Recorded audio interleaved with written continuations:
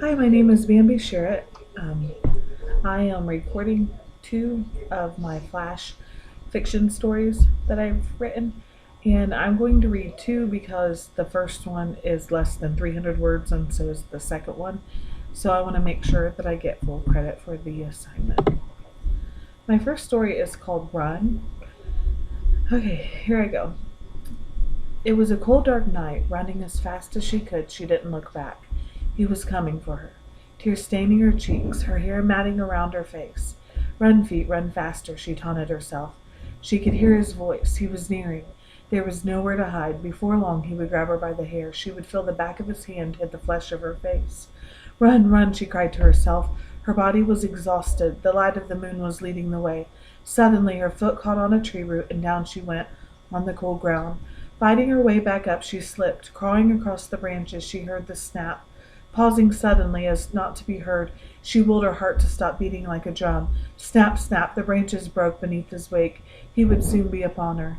She was caught between lying there quietly, praying he didn't see her, or running again. Her chest heaved up and down as she tried to catch her breath. This was it. He would kill her. 15 seemed too young to die, yet death would be a sweet relief, not to be heard again. Hearing his boots hit the cold, hard ground, she closed her eyes and waited. She felt his presence hovering over her. She screamed. Feeling herself being shaken, she opened her eyes. Sweat drenched her hair. She was looking into the eyes of her husband. Everything was okay. It was a nightmare. Whimpering like a young child, he picked her up and cradled her. She was safe in his arms. She would never be hurt again. My second story is called The Officer. Okay. It was a normal traffic stop. Going 75 and a 55 was not uncommon in the township. I walked to the car and asked the same series of questions that I always do. License and registration, please? The young man seemed fidgety and avoided my contact. Leaning over to get his information out of the glove box, the insurance card slipped from his fingers.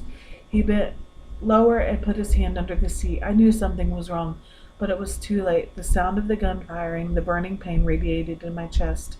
The squill of the tires from the team pulling away. How did this happen? The blood flowed from my body.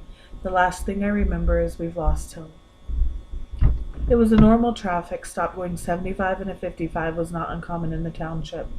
I walked to the car and immediately noticed that the young driver was high and intoxicated.